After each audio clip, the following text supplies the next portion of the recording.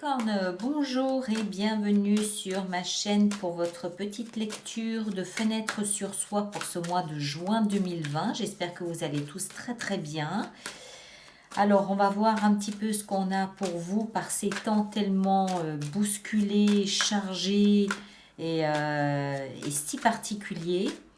Je précise que je fais cette lecture le soir, le jour de la pleine lune du 5 juin. Donc, je me doute qu'il y a beaucoup de charges dedans. On va voir un petit peu à quoi ça ressemble pour vous. D'accord? Alors, Capricorne, fenêtre sur soi pour le mois de juin. Ce mois de juin, précisément 2020. Alors, oups, encore un petit coup. Voilà, comme ça.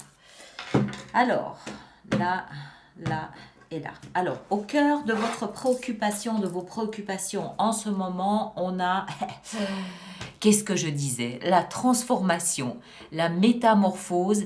La mort, c'est la mort d'un ancien moi qui va aller nourrir, l'enfantement d'un nouveau moi. Voilà, en gros, c'est ça. Vous êtes en train de vous transformer à l'intérieur de vous. Il y a quelque chose qui est en train de mourir en vous pour laisser naître quelque chose d'autre, plus riche, plus expérimenté, plus fort, plus... Pourquoi? Parce que la renaissance se fait toujours enrichie des leçons du passé. Donc il y a quelque chose en vous qui est en train de mourir pour laisser la place à quelque chose d'autre. D'accord? Mais c'est pas votre entourage, c'est vous, c'est à l'intérieur de vous, c'est au cœur de vous-même. D'accord?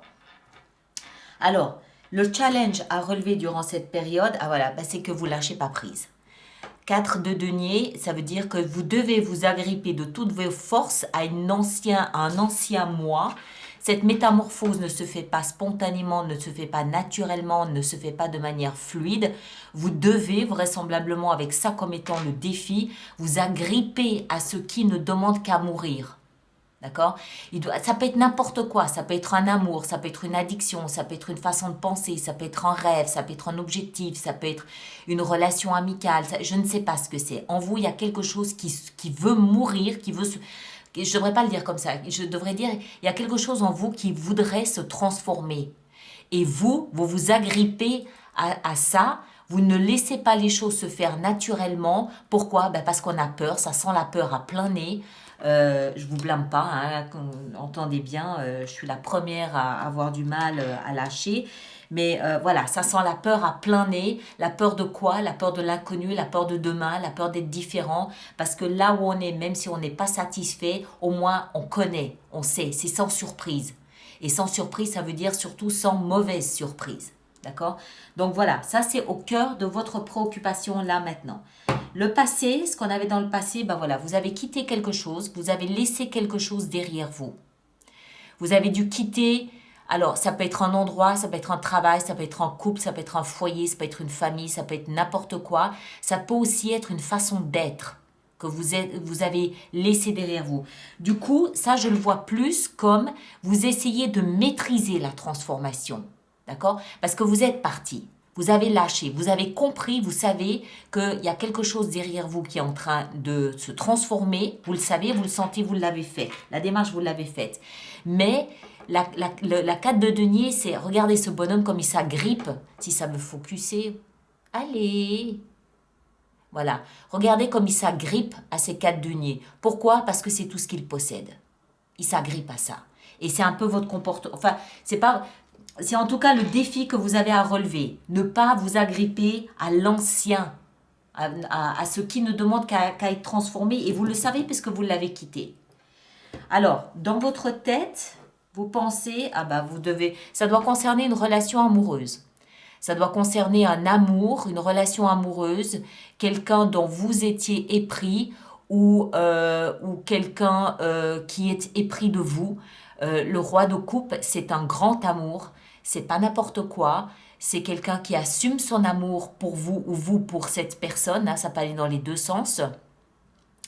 Pourquoi? Parce que le roi a un petit peu bourlingué, il a un petit peu d'expérience derrière lui et que tout ce qu'il fait, ce qu'il dit, ce qu'il ressent, il l'assume. D'accord? Il l'assume. Il ne fuit pas devant. Il l'assume. Mais ça, c'est dans votre tête. Hein? C'est dans ce à quoi vous pensez. Alors, est-ce que vous avez quitté quelque chose pour vivre cet amour? Ou est-ce que cet amour, c'est ce que vous laissez derrière vous et c'est pour ça que vous avez du mal ici à le lâcher complètement? Je ne sais pas. Il n'y a que vous qui puissiez répondre à ça. Je ne sais pas. Alors, on va voir maintenant les fondations, ce sur quoi vous pouvez vous appuyer pour avancer durant ce mois de juin. La collaboration, le partenariat. 3 de denier. Alors, 3 de denier, c'est aussi par moment une énergie qui nous parle de triangle amoureux. Donc, il est possible, je dis bien possible, pour certains d'entre vous, que tout ça implique en fait 3 personnes. D'accord? Vous êtes peut-être déchiré entre 2 amours ou la personne qui vous intéresse se situe peut-être entre 2 amours dont vous. Hein, vous comprenez ce que je veux dire? Maintenant, dans la mesure où c'est votre base, c'est une fondation sur laquelle vous pouvez vous appuyer, on peut aussi l'interpréter autrement, c'est-à-dire qu'il peut y avoir autour de vous un partenariat, une collaboration. Alors ça peut être des amis, ça peut être avec des médecins, ça peut être avec des experts, ça peut être avec des médiateurs, ça peut être avec des membres de votre famille, quelqu'un quelqu'un qui a ce statut de partenaire à vos yeux, d'accord? Qui est là et qui vous soutient, quelqu'un sur qui vous pouvez vous appuyer, d'accord? Puisque c'est un appui ici, hein, dans vos fondements. Donc peut-être qu'il y a autour de vous des amis à qui vous pouvez parler de tout ce qui se passe ici. Moi, je verrais bien dans le cadre ici de cette transformation, parce que c'est pas rien des transformations comme ça. Hein. Je verrais bien plutôt un thérapeute, un médecin, une psychanalyse, un psychothérapeute, quelqu'un comme ça qui vous aide à traverser ça d'une manière énergétique, d'accord? À relâcher, à permettre à cette transformation de se faire d'une manière saine, on va dire, sans blocage. D'accord?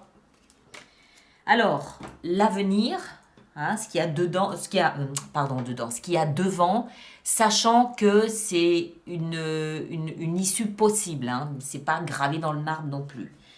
On a un retour. Alors, on a 2 fois la 6 ici, hein, donc il y a beaucoup d'harmonie dans cette nouveauté, beaucoup d'harmonie. 6 de coupe, pour moi, c'est la réunion, c'est la rencontre avec quelqu'un de votre passé, quelqu'un qui émotionnellement vous remplit de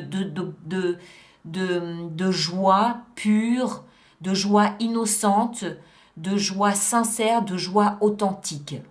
D'accord? Donc, c'est aussi la carte de l'âme sœur. Alors, est-ce que c'est cette personne que vous allez rejoindre? C'est possible. Si ce n'est pas le cas, vous retrouvez quelqu'un de votre passé, vous retrouvez peut-être un ami d'enfance, une amie d'enfance, vous retrouvez peut-être votre maison d'enfance. En tout cas, un endroit où vous ressentez cet épanouissement de quand vous étiez petit, jeune et que vous vous sentiez en sécurité, épanoui. D'accord? Mais ça peut également, surtout avec le roi de coupe ici, ça peut également nous parler d'une âme sœur que vous retrouvez, que vous rejoignez là dans votre avenir, dans le devenir. Peut-être que vous quittez une situation pour vivre un amour, c'est tout à fait possible. D'accord? Alors, on va voir maintenant le conseil qui vous est donné. Quel est le conseil donné à nos amis Capricorne?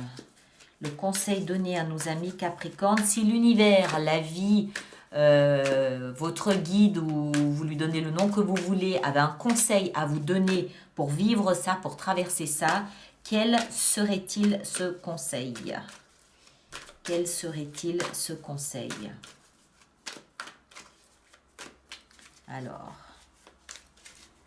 je rappelle que les cartes seront mentionnées dans la rubrique communauté, hein, pour ceux que ça intéresse, hein, les cartes que j'utilise.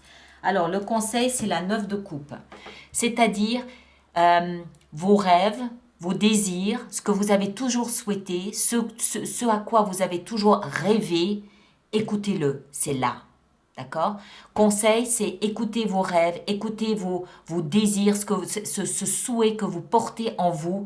Il est à 2 doigts de se concrétiser, de se matérialiser, de se réaliser. Écoutez-le. Regardez comme elle est à l'écoute, comme elle est zen. Ah, ça ne veut pas focuser, il n'y a rien à faire. Allez, comme elle est zen. Ah, bon, enfin bref. Vous voyez peut-être plus ou moins. J'y arrive pas, c'est pas grave.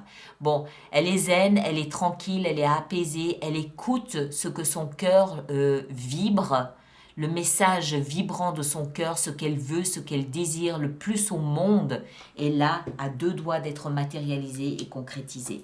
D'accord? Voilà mes très chers, je m'arrête ici. Merci de partager, de liker, de me laisser vos commentaires.